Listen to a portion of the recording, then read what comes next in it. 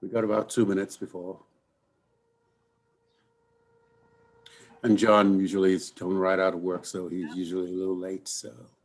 So this is a good time for me to say that I'm in the Putman meeting room, which is one of the regular meeting rooms in the Lyle Shield, or next to the Lyle Shields room at Brookins. And I'm here to help us be fully compliant with the revised Open Meeting Act provisions. Okay, There, I said it. you got it out of the way. Got it out of the way. But you're not in an empty building, right? There might be people around. That worries me. You know, the doors are locked. When it's time for public participation, I will go out and look to see if anyone has come to do that. That is per our attorney's advice. It worked Okay. last time, so that's what I'm going to do this time. Okay. Interested. I know we have to do all that. Yeah, just, yeah. Different times. Strange new law. Yes.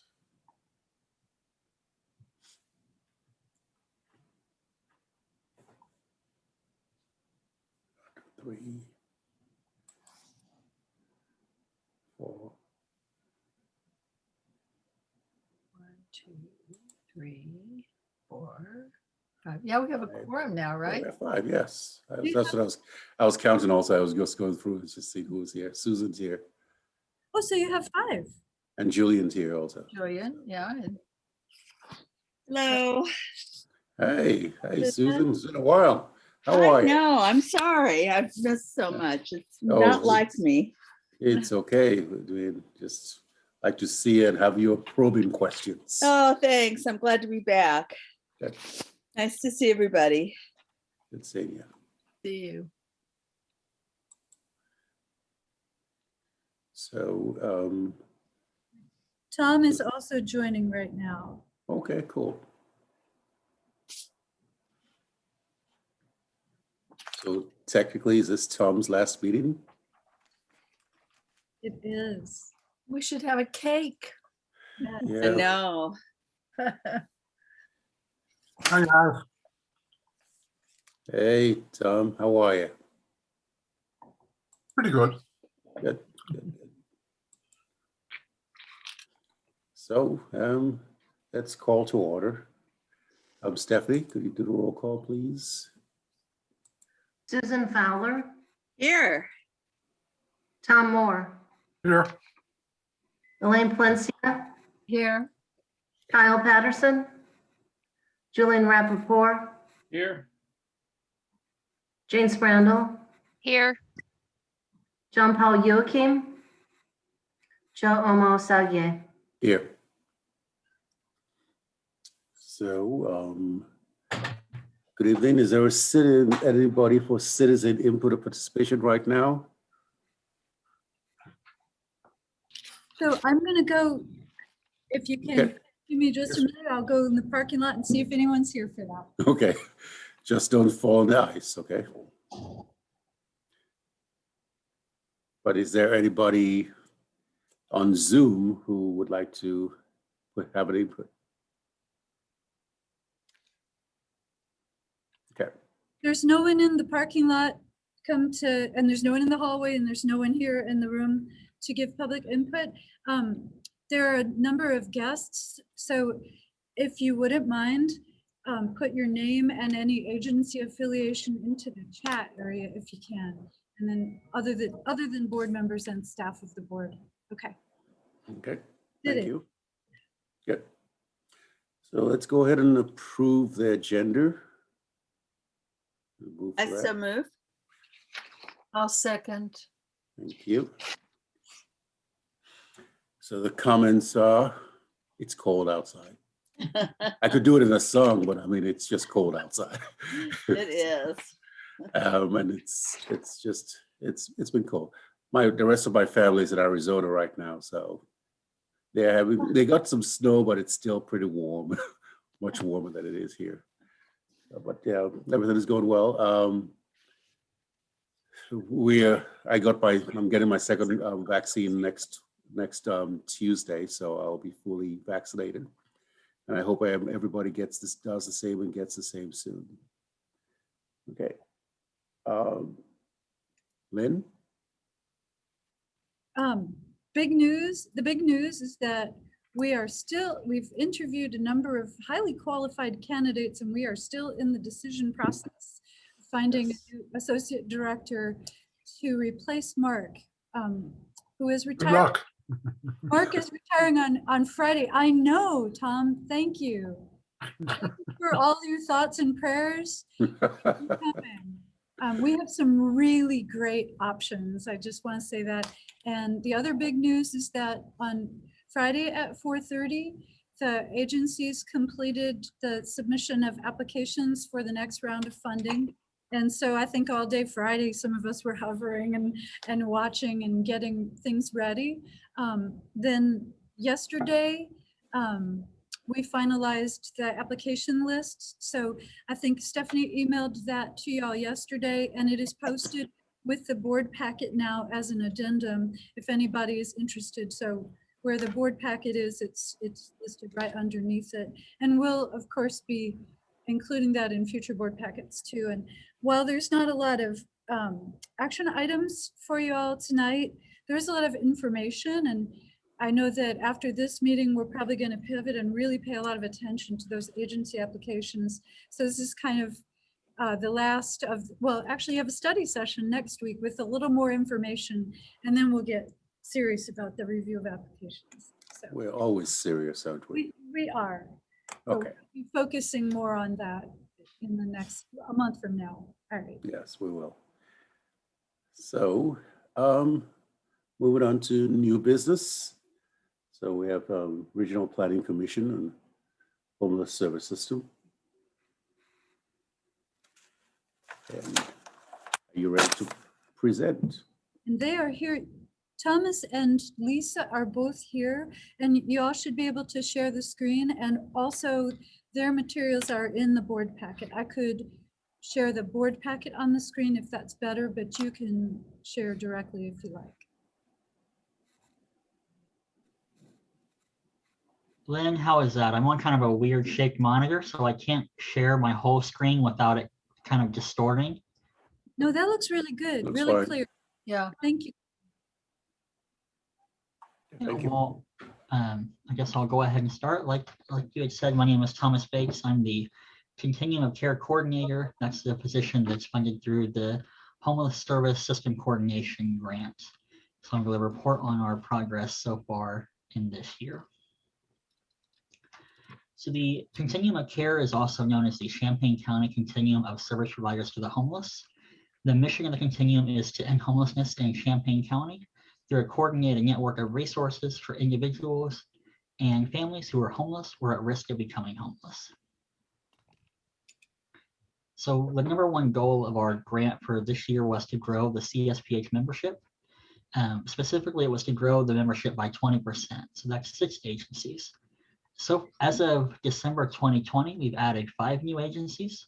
Those are Land of Lincoln Legal Aid, Champaign Park District, Habitat for Humanity of Champaign County, Eastern Illinois Food Bank, and the Center for Youth and Family Solutions.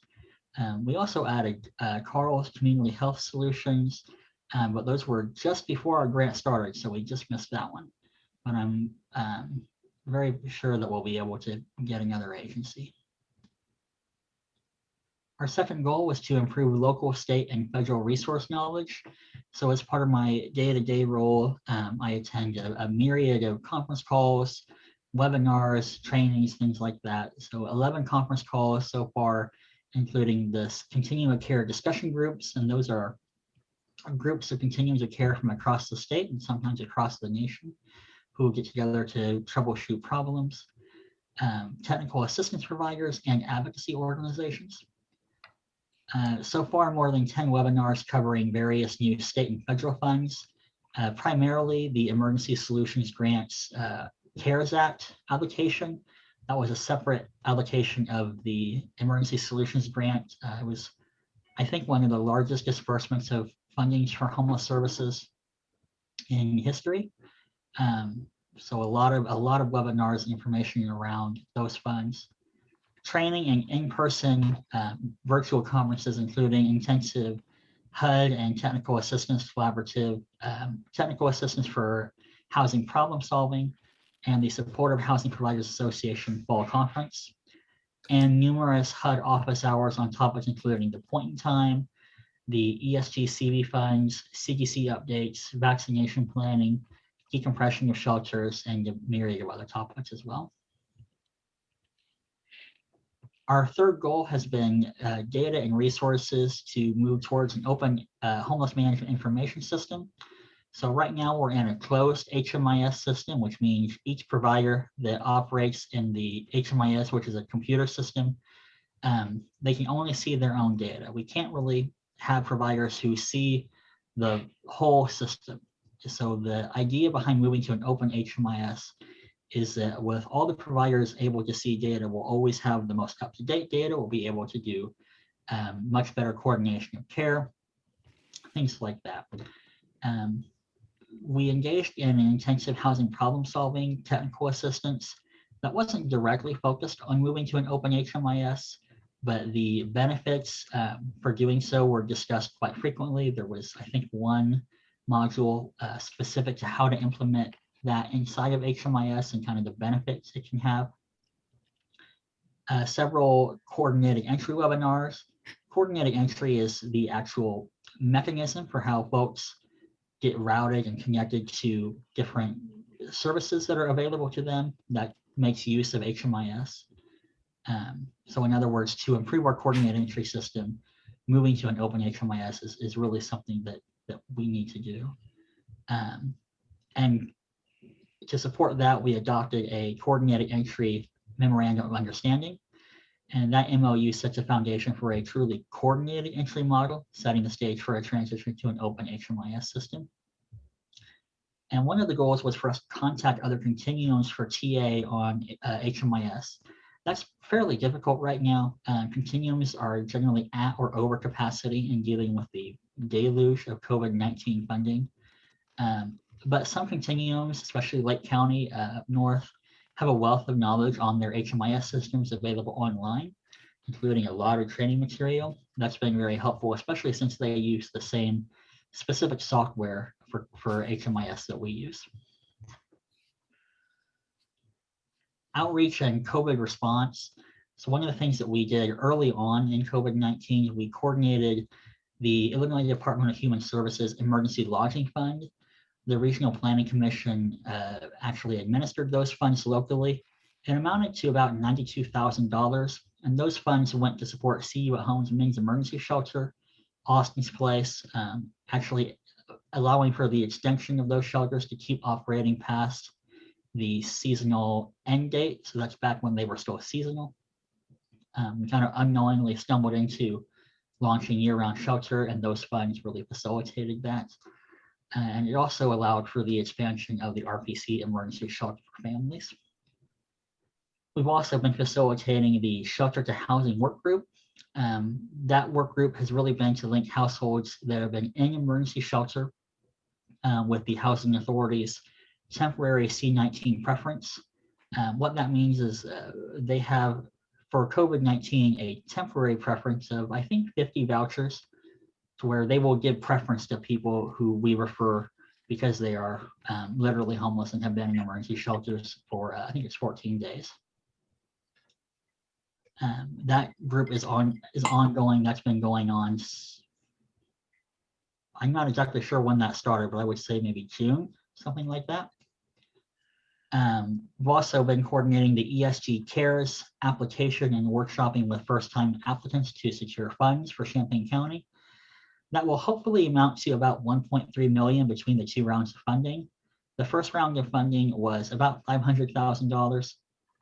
The second round has been estimated by the state to us to be about $700,000, but that second round of funding is not finalized yet.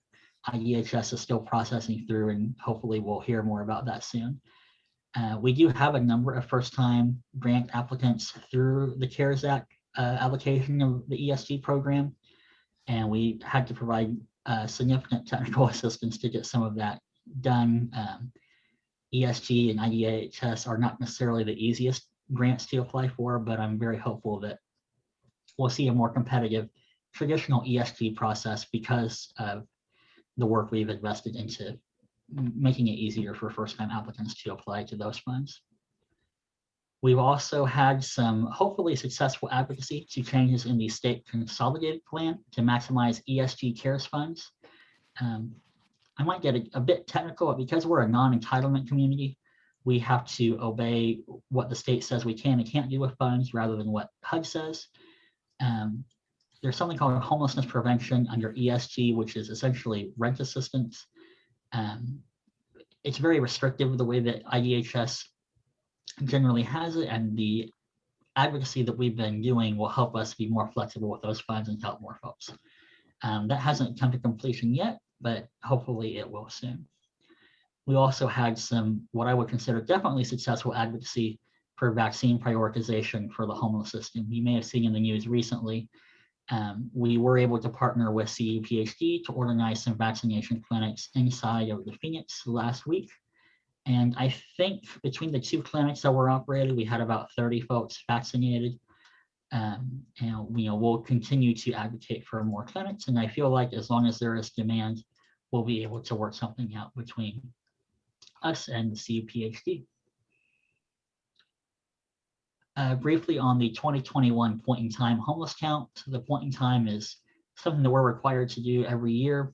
We go out and count everyone who is experiencing unsheltered homelessness. A lot of continuums across the country sought an exception from HUD to cancel their count.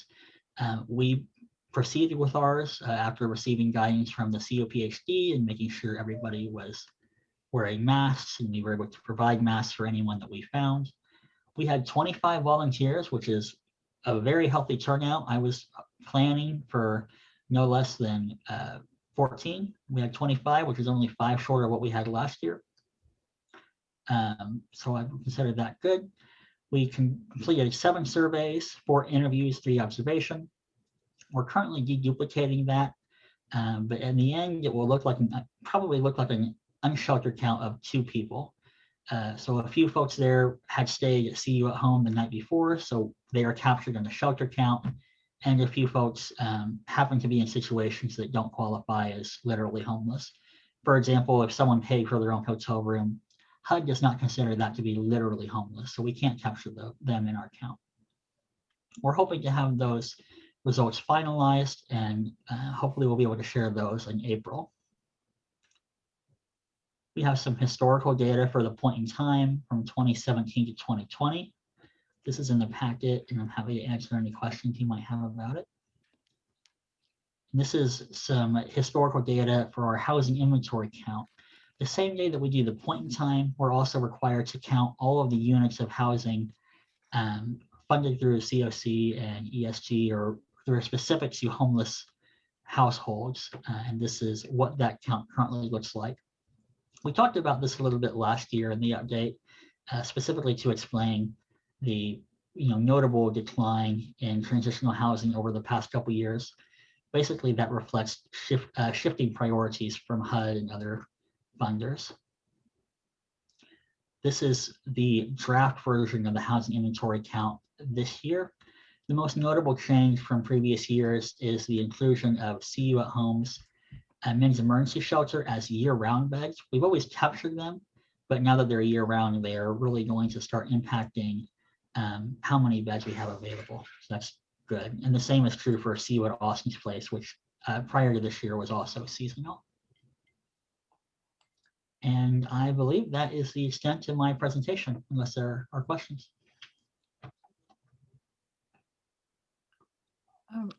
I have a question just to understand. You said you wanted to increase the number of agencies in your program you had, and that was back toward the beginning.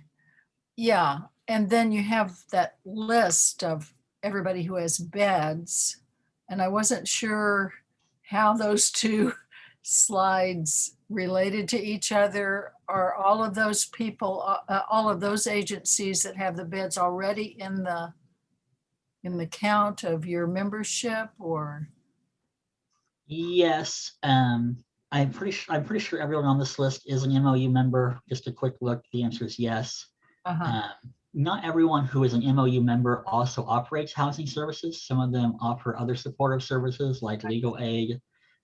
Some are just good partners to have. So for us in Champaign Park District, we work with them to facilitate the point in time count. They let us use the Douglas Recreation Center to use as a staging area for our point in time count. And perhaps more notably, they work with CU at Home to kind of decompress the shelters and have more adequate spacing towards the start of the pandemic.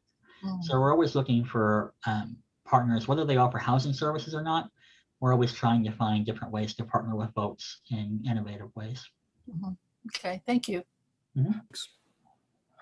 I have a question. This is Susan Fowler. I was surprised at the number 2 for unhoused. And I know it's point in time. What do you think the actual unhoused is? I would not want to estimate that without doing some closer research. I think it's hard to say. Really? Okay. I can say that I think on average at the Phoenix, which is a drop-in center, I think they tend to have about 40 or 50 people there a day. So when I'm talking about unsheltered here, I mean people who are not utilizing emergency shelter either. They're out literally on the street. All night. All night. So there may be folks who are doubled up who HUD does not consider to be literally homeless, so we really can't capture them here. And there are obviously folks in the emergency shelters.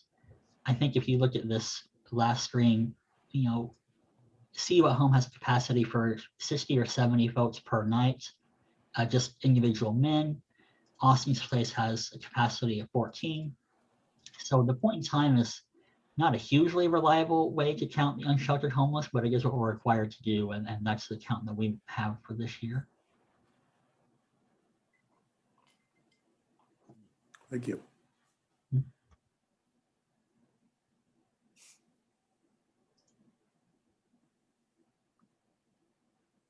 May I ask a question? Yeah, go ahead. Well, I'm not quite sure I understand what it means to be a member of the organization. What does membership mean? Membership means that you signed an MOU. So we have a memorandum of understanding that basically expresses certain facts. Both parties agree to those, the parties being the agency signing the MOU and the chair of the CSPH. And membership can look like a lot of different things. It might be a supportive housing provider who has housing vouchers or has supportive services that provide services.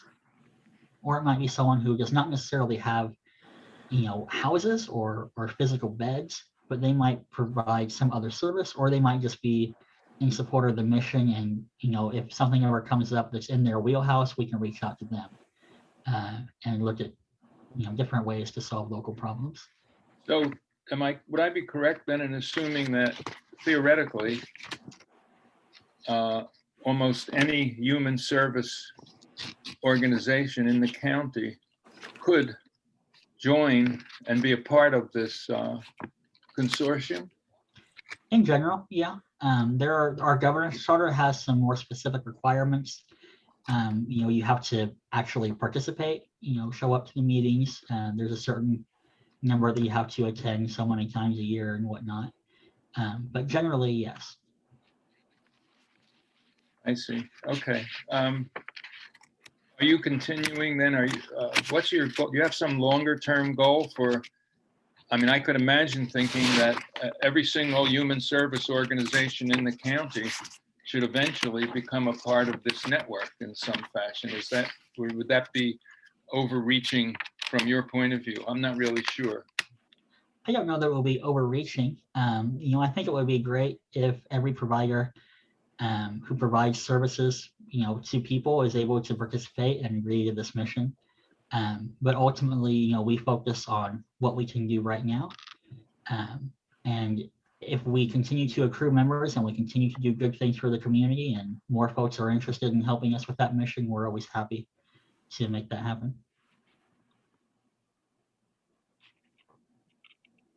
Okay, thank you.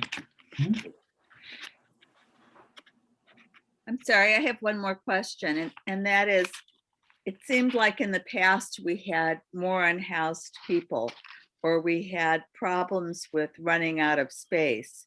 So would you say that the home men's See You at Home Men's Emergency Shelter is able to take in all 60? Or is there ever a time when they're turning away people? Well, I know Rob would want me to be very specific with how I answer that question. Okay, So first, I'll refer you to Rob Dollhouse and See You at Home to answer program-specific questions. But I know that they always repeat that if they, for some reason, cannot have someone there, for whatever reason, they will work to find somewhere else for them. okay, thank you. Can I chime in real quick?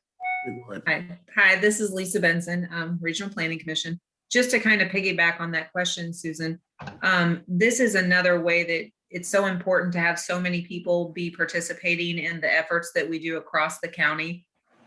Through the continuum, we've been able to just garner so much more participation and collaboration. And so the ability to make sure that so many people, you know, if there was a capacity issue, people really coordinate and make sure that we don't have people that are willing to be sheltered, you know, housed or sheltered in an emergency way. There's been so much work over the last couple of years, I mean, over many years, but the last couple of years, the collaboration and the partnerships have been monumental in making sure that we're creating a comprehensive system related to homelessness. Julian had asked about the membership and who could participate. You know, homelessness is so multifaceted, you know, so it's so important to have healthcare represented in public health and mental health and substance use and landlords and businesses, because it impacts so many different sectors. So we continue to grow and identify if there's areas where we don't have representation to garner that membership and to have a holistic model for the homeless services system. So I just wanted to add a little bit more to the questions that were asked. So thank you for allowing me to do that. Thank you, Lisa.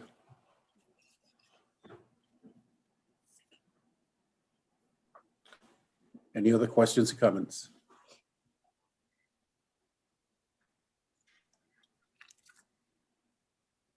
Okay. Thank you, Mr. Bates. Thank you. So next we have first followers.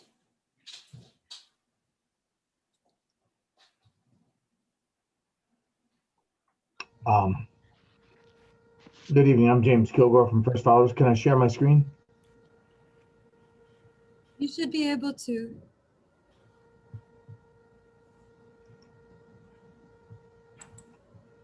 Okay. Can everyone see that? Okay. Yes. Yeah. All right. And my volume's okay. Yes. Yes. Okay. Thanks very much. I'm here to report out on our First Steps Community House, which is a transition house for people coming home from prison. We've been in operation a little over a year.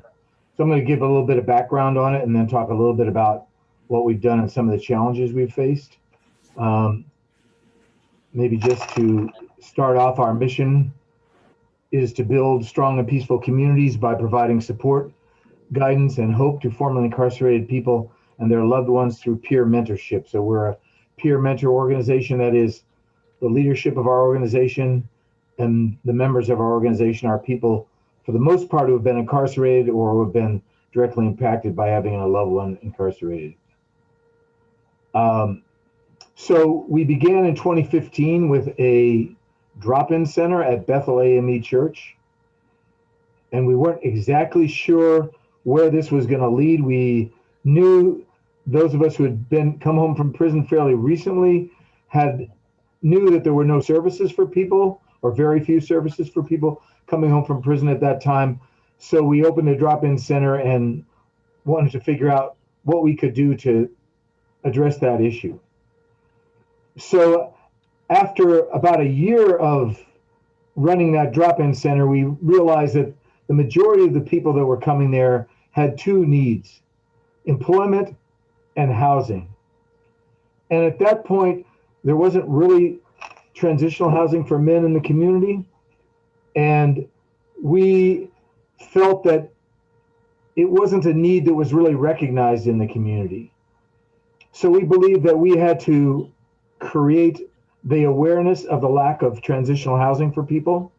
So what we did is we engaged in a participatory action research project where we trained our peer mentors in doing surveys, kind of field work, sort of research, and we went to events that were predominantly catering to the Black community in Champaign-Urbana, since that's the majority of people coming home from prison and the majority of people who are incarcerated in this county. So we were quite surprised when we asked the question, are the housing needs of formerly incarcerated people in our county being met? Most people said no, they weren't, and the majority of the people that we talked to had either been incarcerated themselves or had a loved one incarcerated. But what really surprised us was that more than 80% of those surveyed believed that authorities should provide housing for people returning to the community from prison. So this put us in the position where we began to use our research to sell the idea, to promote the idea of a transition house in Champaign County. And after we completed the research, we did a sort of modeling, a discussion of what we wanted our transition house to look like, how it would operate. And we found that in our ranks, we had people that had also worked and or lived in transition houses. And those were people that we targeted to actually work in the house. And that was Cassandra Hunt, who was a case manager who formerly worked at the Prairie Center, and Charles Davidson, who later became a community navigator. That's basically someone who kind of orients people who are in the house to what's going on in the community, tries to help get them to job interviews, et cetera, et cetera. So we were fortunate enough to strike up a partnership with the Housing Authority of Champaign County, largely at the initiative of David Northern, the former executive director there, who had experience of having his own father incarcerated during his youth. So he understood the need for us to create this house. So the Housing Authority gave us a house to use rent-free to house people coming home. But we had to fix it up. It was in a bit of a shambles. It wasn't terrible, but it needed a good amount of work. So we brought in our own crew, the GOMAD, those from our Emerging Adults program, which is funded by the Mental Health Board. And they basically, as you can see, they painted, they did some drywall, they put in new doors, they redid the floor. That's a new floor there on the in the living room, and that's part of the team there that did that work. We also had a couple work days where people from the community came in and basically prepared the house for people to come in. So they did a thorough cleaning, made up the beds, put shelf paper on the shelves, et cetera, put all the equipment away, dishes and silverware and the like. We also did fundraising. So we did a number of fundraising events in the community, in largely but not exclusively in faith-based community. So on the left there, you see a fundraising dinner that was organized by the Catholic Social Justice group at St. Patrick's, where a number of us came and we shared a meal with folks there and explained our project to them. On the right, you see Church Women United. We went and spoke to them, talked about our project. So that ended up raising a fair amount of funding for us in terms of trying to get our house underway. we had the official launch in February of 2020 with David Northern and Carol Ammons and other people. And we had an event over at the at Papa Del's Pizza with about 50 people from the community. At the same time, by this moment, we actually had a resident in the house. So as we were preparing the house, as we were doing fundraising, we were also reaching out to people in the prison system to get them to apply to live in our house. We set up phone calls with people. We reached out to counselors in a couple of the prisons, and we were able to get extended phone conversations, extended phone interviews with people that were in the prison. And we began connecting with Kiwani, which is a kind of a reentry transition prison in IDOC, one of two. And we recruited Ken Norton, who had been in prison for 25 years, and he became our first resident. So here you see James Tiger Corbin talking at our launch. He is the person who's really been the driving force behind our drop-in center. So this is what the rooms look like.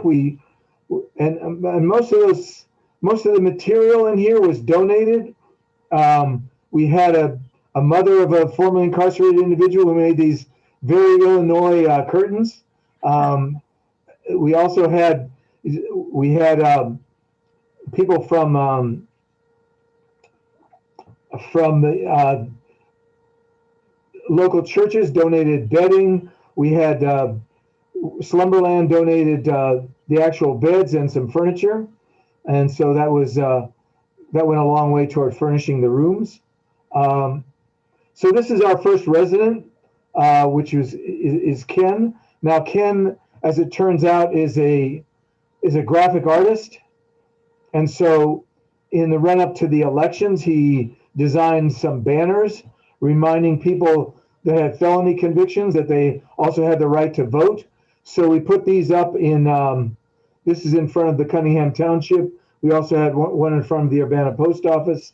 We had one at the Mennonite Church as well. So this is, so basically we were able to provide some employment for Ken to do this art for First Followers, as well as help him secure a part-time job in the community. The other person in the photo is one of our peer mentors, Rodney Gross, who did more than 4 decades in IDOC. Unfortunately, he wasn't eligible to be in our house, but we've provided a lot of support with him. So I want to talk a little bit about what our program was like in our dreams, in our plans, and what it became under COVID. Because as you can see, we did a lot of outreach, we had a lot of support, and we had plans really to make our transition house into really a community hub. We wanted to be a place where we could have educational events, where we could show films, where we could have dinners, and we could bring people in from the community to meet the people that were in the house, as a way to give people who are in the house an introduction to different people in the community. Now, that didn't happen. Because of the COVID, we had to put in place some fairly severe COVID restrictions in the house. And so we really didn't have guests coming in and out of the house. And our own residents were very limited in terms of where they could go. We also had to shut down our drop-in center, so we just did it online. So we couldn't have people meeting at Bethel AME, which previously had been our hub of activity. So it really threw a big damper on our program. We also had made arrangements to go and visit prisons and to talk to individuals and recruit them into the house. So all of that, really came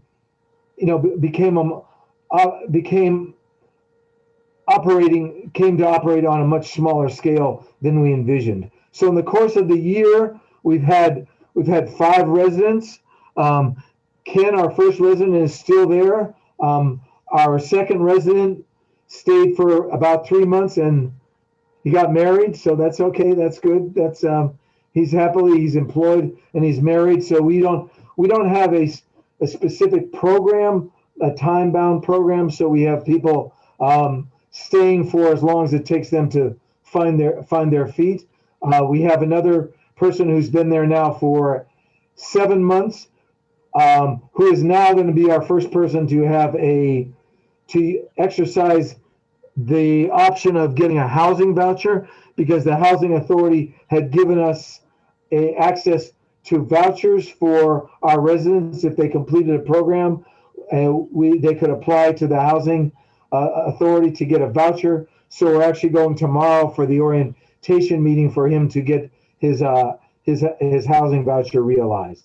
So at the moment, we've just done a big outreach again for more residents. We've connected up with the statewide reentry network. We've connected up with all of our former, all of the network of people that we have inside the prisons. We've also done 2 mailings to everyone who's been on probation in Champaign County in the last 2 years. So we're actively trying to get a cycle of people coming through our program.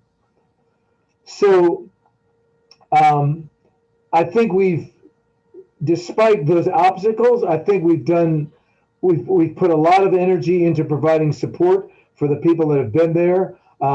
We've had regular meetings with people, both using Zoom and having in-person meetings where possible. Our community navigator has provided a lot of transportation, a lot of counseling, a lot of advice for people, taking them to job interviews, taking them to get COVID testing, taking them to the food pantries, wherever they need, making sure that everyone there has access to medical care, has access to food, has access to employment opportunities, and so forth. And we've had a number of occasions where we've had to provide a lot of psychological support for people in terms of them dealing with various things that have been happening with them in their families and so forth.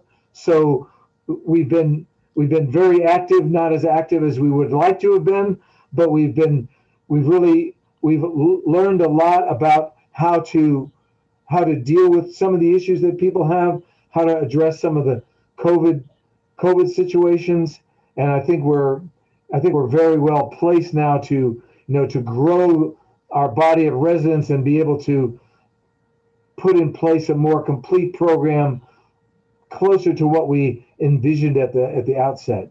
So this is just a list of all the various organizations that have supported us in this year, and you'll see there's one very big one there in the middle. Okay, so I mean, and I must say that the mental health board was our original source, our first funding source. So what you've done has been very important to us in terms of funding the staffing and the work in the transition house and in our GOMAT program and the drop-in center as well. So that's what I have to say. I'm happy to entertain comments and questions from people. Yes, I have a question, Elaine Palencia. Your focus has been quite rightly men returning from prison. Is there a need do you have the numbers for women returning from the system here in this community that they would ever need this kind of support? So the initiative the partnership that we made with the Housing Authority was a partnership where one house went to a women's reentry program, which is WIN Recovery, and one house went to First Followers. So yes, there is that. So if you look here on this slide, this here is First Followers house. You can see the arrow there. This here is WIN Recovery house. Oh, okay. So, I mean, I'll say 2 things. there's always a need for people for getting housing coming home. But in terms of sheer numbers, about 88% of the people coming home are men. So we certainly would like to have a house for women in the future. But most of our clients were men.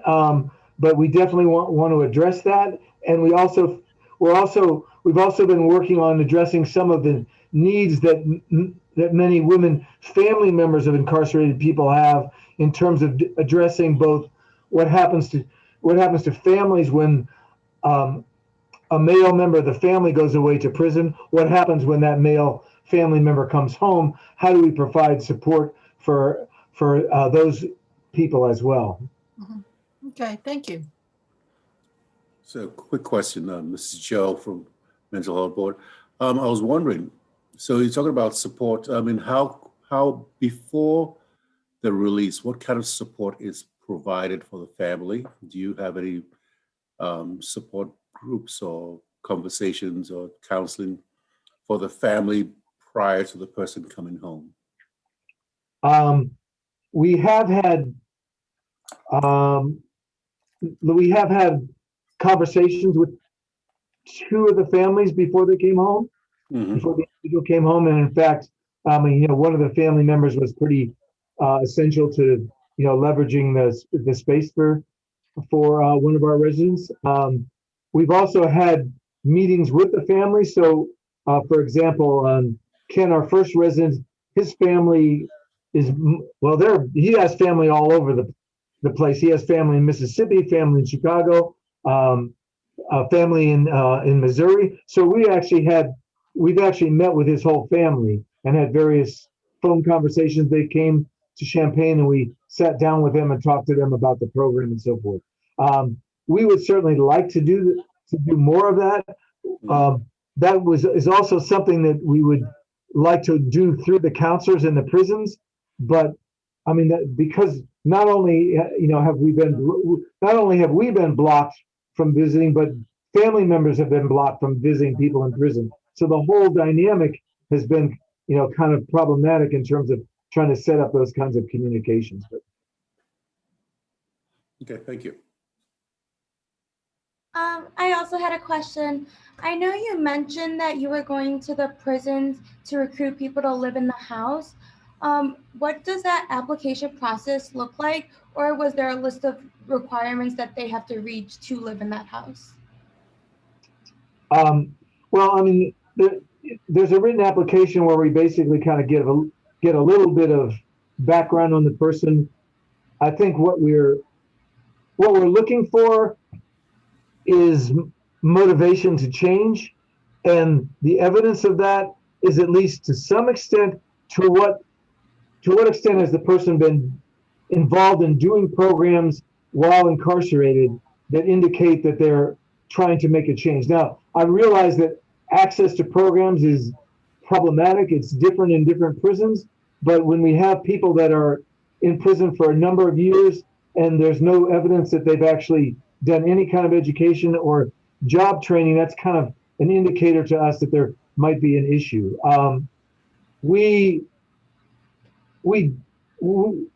I would say that we are biased toward people who have spent a longer time in prison. I think both the data and our own experience is that people who have spent a longer time in prison tend to be a little less likely to get caught up and go and back in the cycle in repeating their own, their patterns of the past. We don't discriminate on the basis of what someone's offense was. We believe that a person is not what they did in the past, but they are who they are today. But the problem is that because this is a house that's under the authority of HUD, we can't accept someone who's on the lifetime sex offender registry. Thank you. The other thing is that we do phone interviews with people. Our model was to go and visit people and actually sit down and get to know them before they came, but we haven't been able to do that. But we've done phone interviews with everybody that's come out. James, this is Tom Moore. Hi, Tom. Do you have any idea of the kind of impact you guys are having on recidivism? Or you don't have that information available at this point?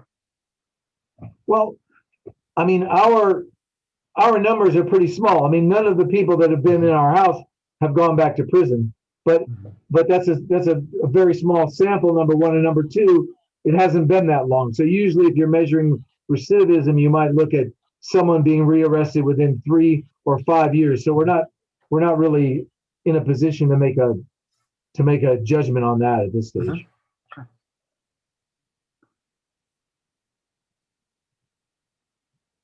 Hi, Mr. Kilgore. I had just some other questions. For the individuals that you do house, in what ways do you help them find employment so that they can transition out of the prison system?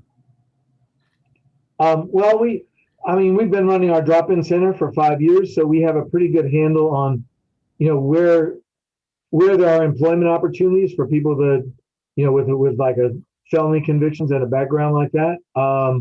At the same time, some people come with a skill set, and then we can help them try to connect up with that. But we spend a lot of time.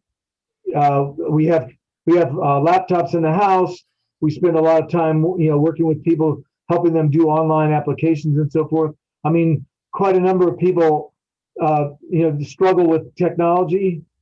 Particularly if they've been incarcerated for a number of years, they come out and wanting to get the newspaper so they can get the want ads to look for employment, and that's not always that helpful.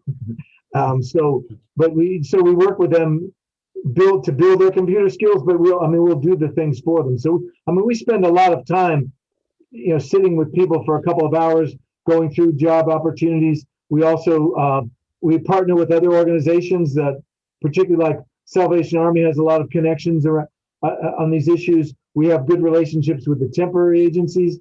It's not ideal for people to get temporary employment, but it's a foot in the door. It lays a foundation and gets a culture of work going. So we have a lot of relationships with employers through the 5 years that we've been doing this, where I think the mentality of employers has changed a lot with regard to people that are coming home. Yeah. That's great to hear. I also had another question on families. So what if, I know you focus more on people that have been in the prison system longer, but say you did have someone who had like a child and a partner, is that something that you look at to take a whole family in so they can be together as a whole family unit to help them transition home? Or is that something that you guys aren't focusing on or looking at specifically? Yeah, we're not really in a position to do that at the moment.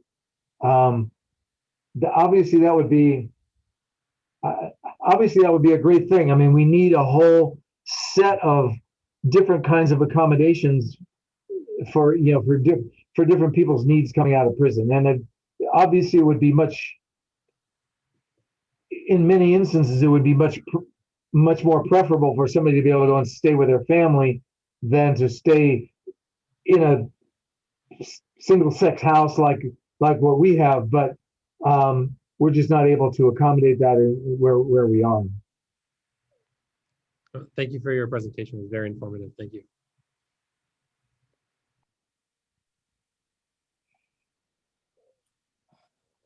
I see in the chat, Daria, would you like to ask that question that you wrote?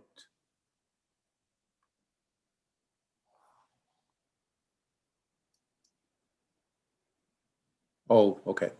So the question is the community house LGBTQ friendly?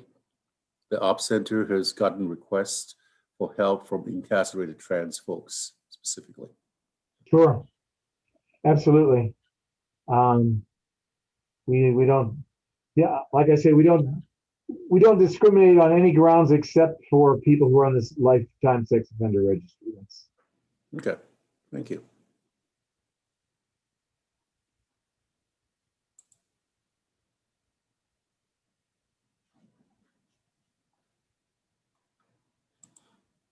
Any other questions or comments?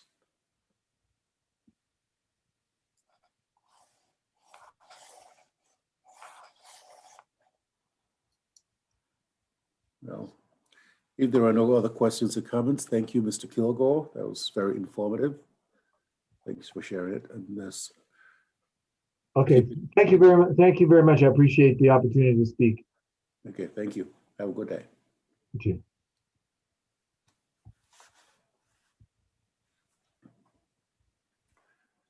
So, as we move along, we have the application list. I mean, I don't know how many of you have taken a look at it, but it's in our it's not in our packet right now, but it's was an email from Stephanie yesterday, and here it is.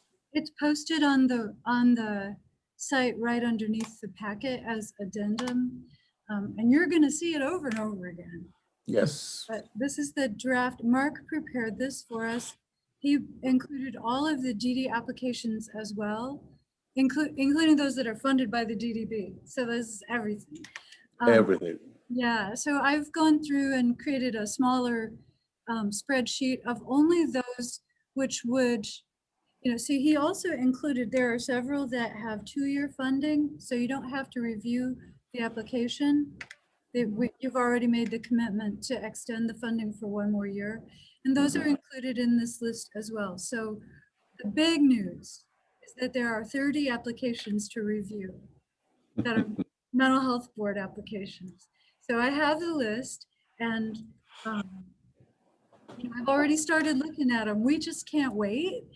So some of the staff were kind of hovering on the day on Friday when these were being submitted, and I'm already putting the program summary templates together, and doing like just a light amount of analysis to get an idea of what we're in for the next couple of months.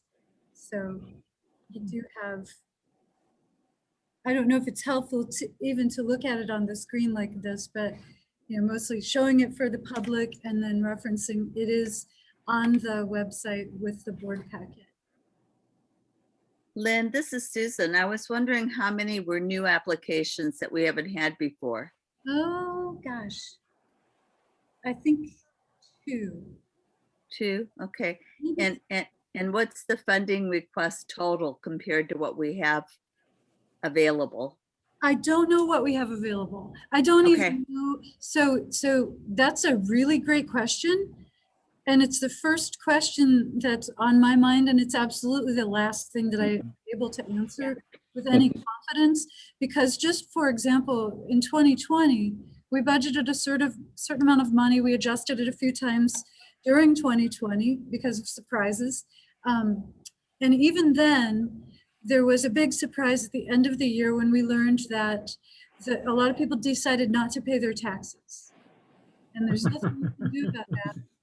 So we have always had about a 99.5% collection rate for this fund. And this year it's 2020, it was 97%. So Chris completed all of our work for fiscal year 2020. Now the auditor's office is reviewing it, and they will come up with, so Kayla has put a note into the chat, but Kayla, one of those agencies did not submit any applications. There are only 2 new ones. So thank you for reviewing the form. So anyway, we don't know what 2020 looked like. If it sent us into the hole, like that's a problem. But I think if we need to go and ask to take money out of fund balance to balance it, this is normal for these wild times. And then for 2021, we know what the projection was last year, but now I'm going to need to get some advice from the county on how to interpret that projection, knowing that we have this surprise of lower collection and what they might be anticipating. So I can't tell you what is available. I can only tell you what the total is. And the total requested of the mental health board, well, the total of all requests is $9 million, $9,127,844, and that's for both boards. So could they're not separated out in this document. I have a whole bunch of other versions of this where I probably did separate it out. So we'll get closer to knowing something. So I guess it leaves us with the task of evaluating the applications purely on their merit without any consideration of affordability. That's kind of how we've approached it in the last few years anyway. But 30 is more than we were looking at last year. And of the ones that are applying for continuation of a current contract, there might be some adjustments, but we may be able to take some and say these are exactly the same as what you're funding right now. And then if you want to make those lower priority for the board review, that maybe that would help to organize the work. So anyway, so Okay.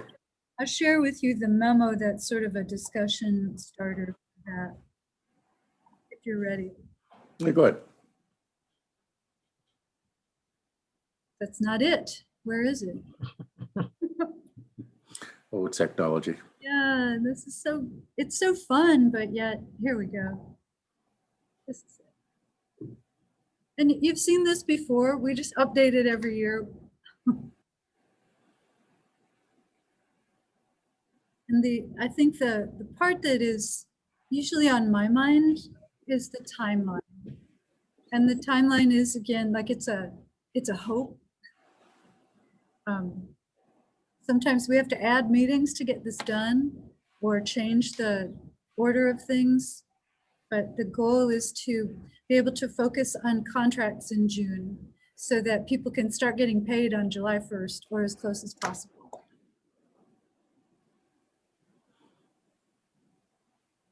Yep. And then this is a template that Dr. Fowler created for y'all a few years ago, and I just updated it with a couple of, I think I got the changes in this year. Although it is only one page, it's still really high level evaluation. Like I don't think this is a 15-minute overview. No, no change necessary in my book. Okay.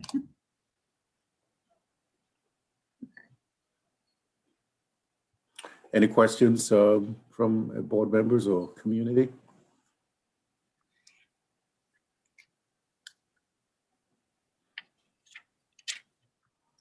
Okay, so we've done the review. I mean, just a brief discussion of the review already, so we're good there. Calendar.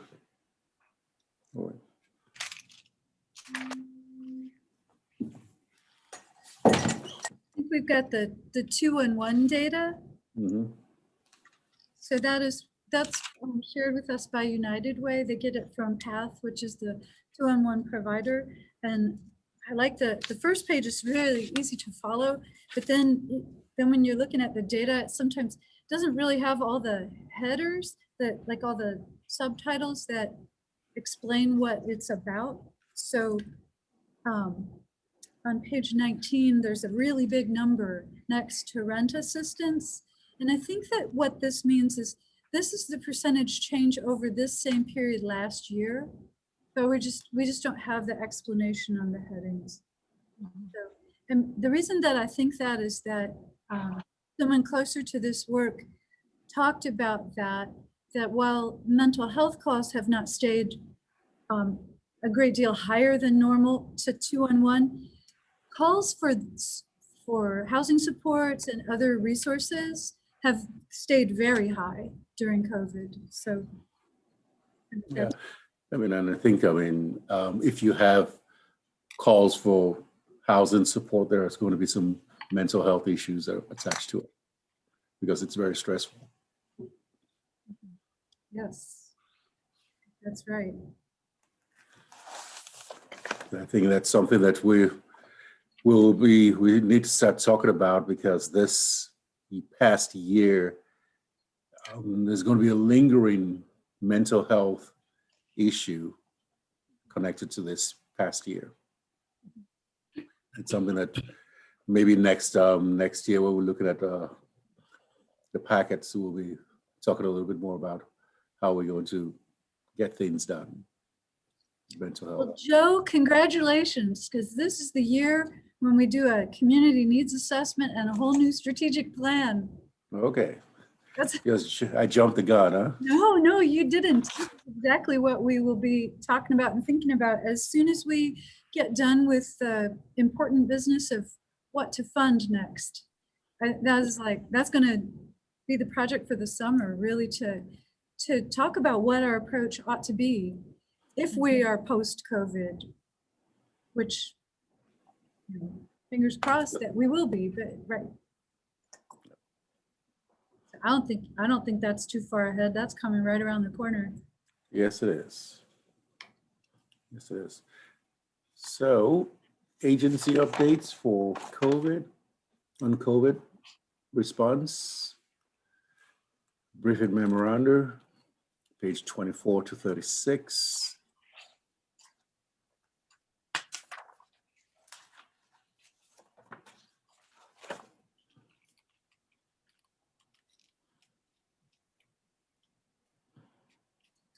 All of the content is just taken directly from the reports that the agencies submitted at the end of the second quarter.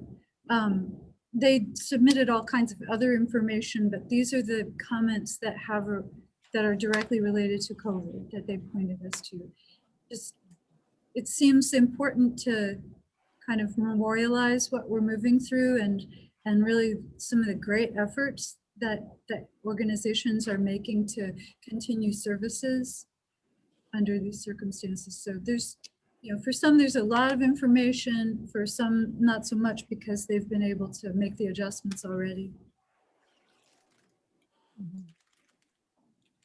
Lynn, what I noticed the most, this is Susan, is that agencies continue to try very hard to provide the services, but COVID has limited their ability to reach out to as many people as they might have. And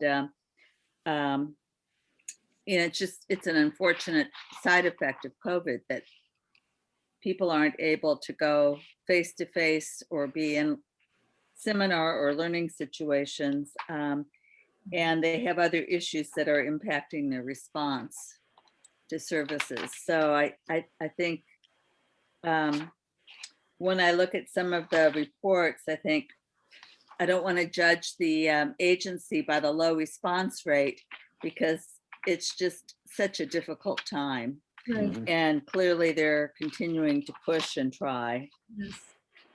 Thank you for that comment. I think that's right. Like I'm just repeating what they've offered us.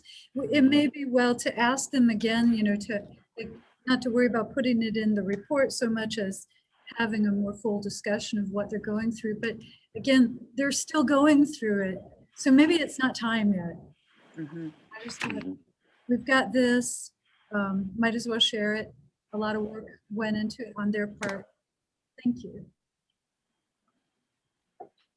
Yes, they have.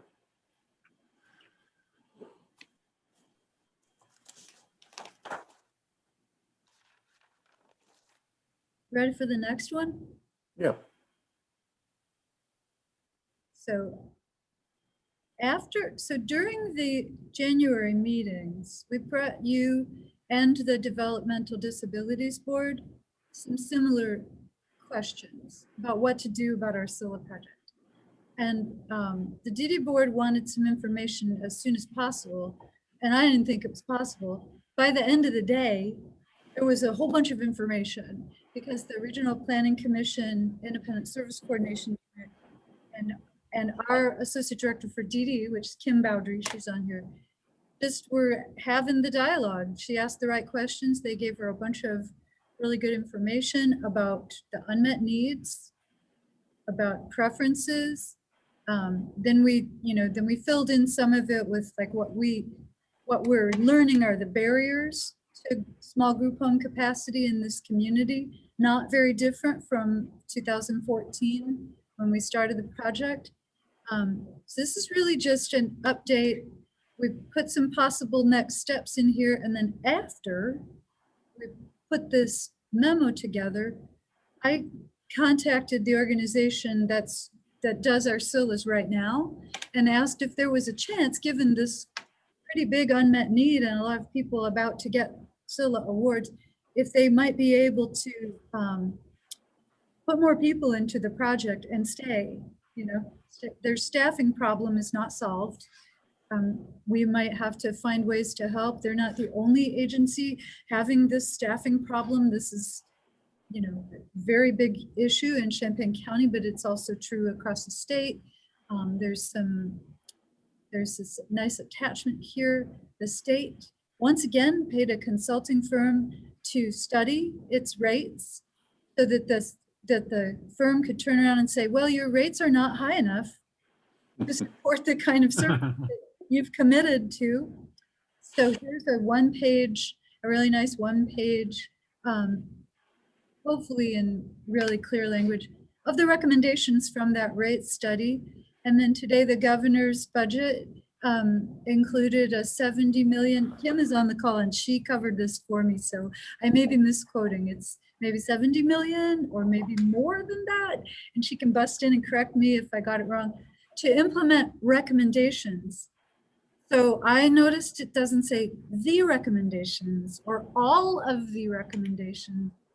So my concern is that 2 or 3 years ago, the state said to put our rates anywhere near what we think they should be would be like a $300 million increase in appropriations. So if it's really 70 million more, then I don't think they're going to be fully implementing these recommendations, and our community-based living system will continue to be greatly underfunded, and we might still have the staffing problem. But the good news is that we are going to have a conversation with the group home provider about putting some more people into those houses and trying again.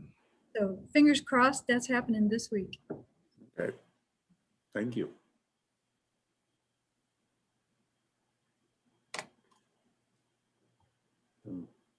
So no change on the calendar. I mean, no agency information. Are there any of the agencies ready to give any kind of information?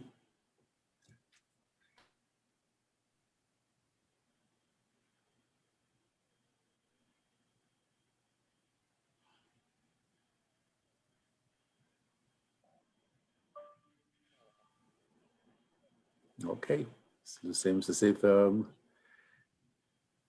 that's a no. We talked about the SILA already. And any more information on the SILA or schedules for allocation? Anything else you want to add? Or okay. CCDDB information. Well, they met this morning and their business is roughly similar to this business, including that memo. And guess what? They asked us to get some more information and bring it next month. So we'll be bringing it to you as well. Okay. Sounds like a plan. Yeah. But otherwise, they have also, I think it's maybe 18 or 20 applications for funding from agencies. So they're on the same schedule that you are with that. Okay, great. So, the move to approve the minutes from January 20 and January 27. We could do them together, can't we? We don't have to do it separately. Approval of minutes for both sessions. So move. Thank you. I second. All in favor? Oh, that's not my part. And we're gonna have to do a roll call. Oh, okay, my bad. Elaine Palencia, Yes. Julian Rappaport, His mic is off. Julian, You're muted. Yes, yes. Jane Sprandel, Yes. John Paul Joachim, Yes. Susan Fowler, Abstain. Tom Moore, Yes. Elaine Palencia, Yes. I thought you already said. Joe Omosage. Yes.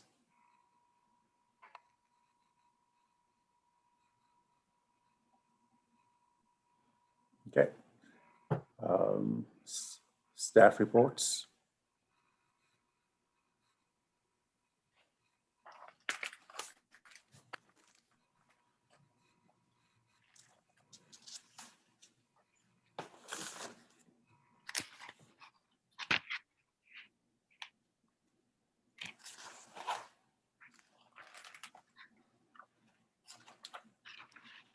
So Mark's report is there, and Friday's his last day.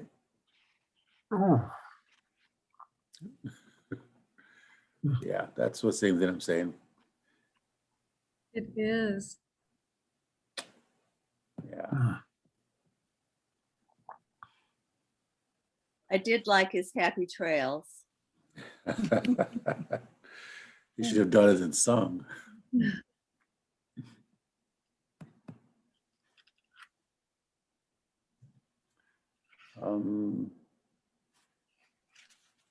Anyone see anything you would like some more questions on or answers?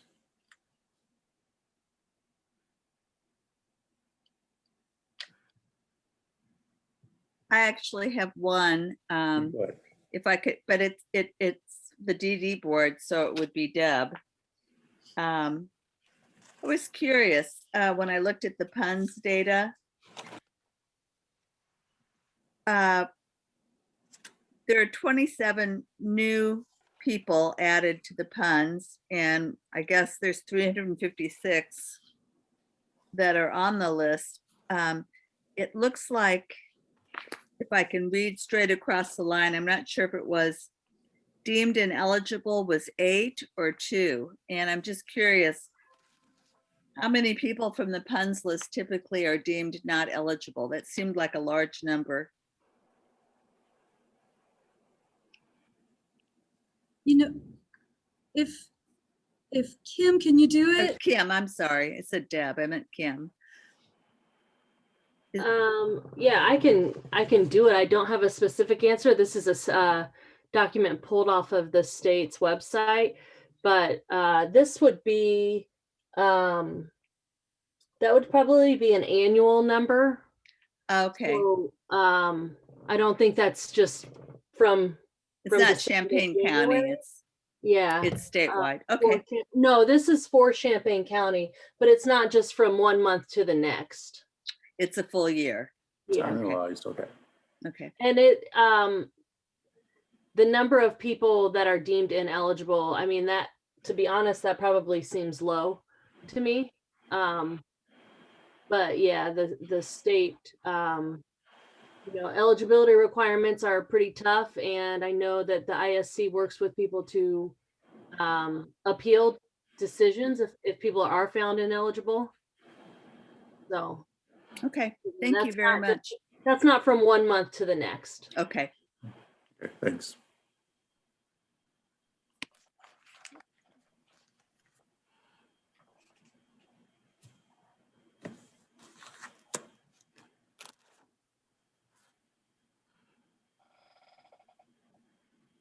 So, and no other comments on staff reports, in board to board reports. Anybody visit any boards? Yes, I don't know if anyone else tuned into the Community Coalition latest meeting, but there were 2 really nice presentations from a group of young men, the goal getters, about their prospects for going to college and their future. And they were charming and contradicting each other. And then there was another presentation from the well experience of young women. I don't know if it was out of the storytelling that Chandra's involved with per se, but they were looking at empowerment language that empowers, language that's destructive. And they did it was a very nicely structured little presentation. So both of those, I was glad to see both of those. Great. Thank you. Thank you for doing that.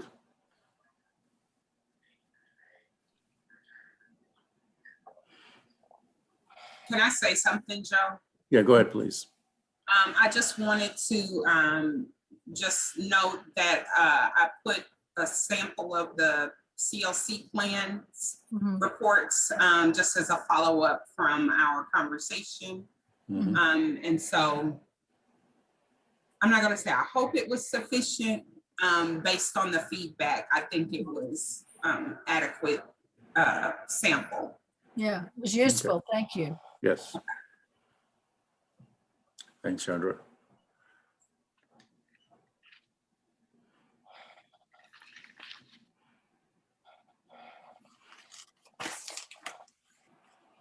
If there is nothing else, you just take an expenditure list is provided. Do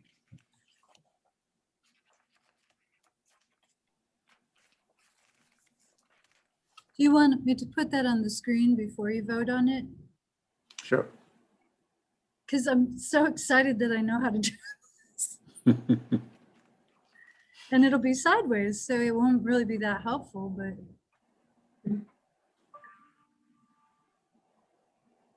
Well, we do have it here, huh? Yeah, In our book. you all have it. But she wants to share her screen. I just want to put something sideways on the screen and scroll through it really fast. Okay. Okay, I'm looking at it sideways now. I've been here a long time. Yeah. 12 hours is a long time. I move to approve. I'll second it. Okay. So we have to take a vote because it's money. Julian Rappaport, Yes? Jane Sprandel, Yes. John Paul Joachim, Yes. Susan Fowler, Yes. Tom Moore, Yes. Elaine Valencia, Yes. Joe Omosage. Yes. Any board announcements?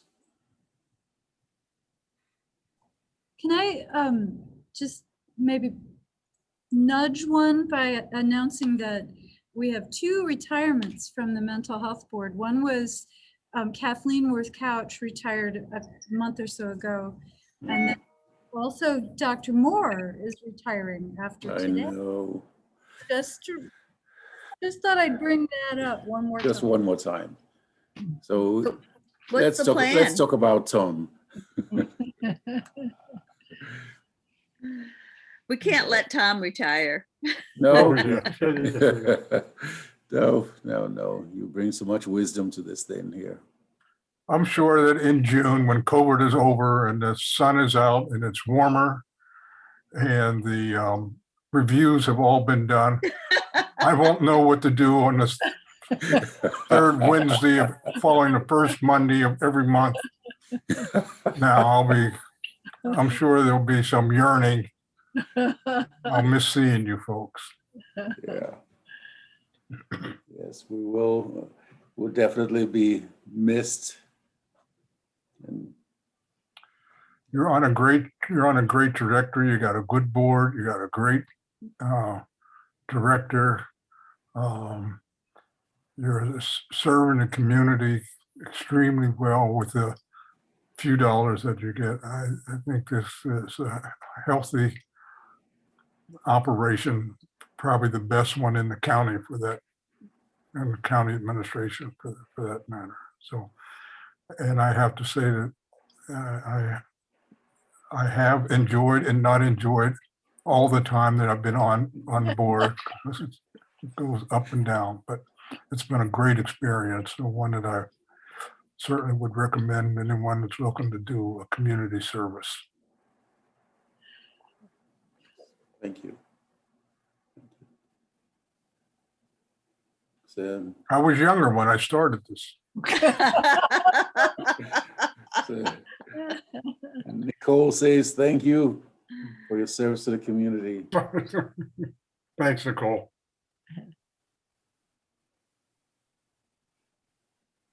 Lynn, will there be an effort to replace before the usual start date, or?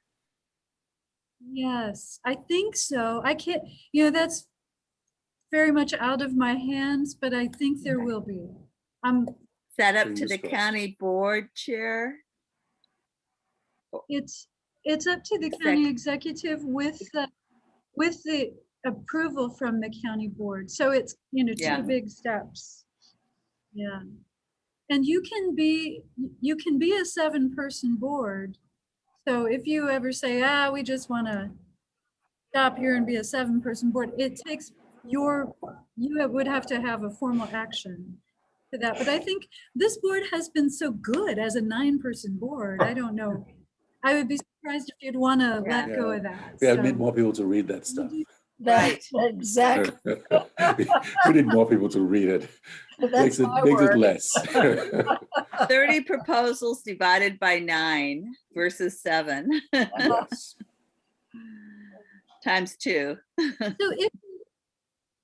if you have a mind to send me a note about what you'd like to review this year, because I think last year it was pretty clear that the randomization is kind of getting old.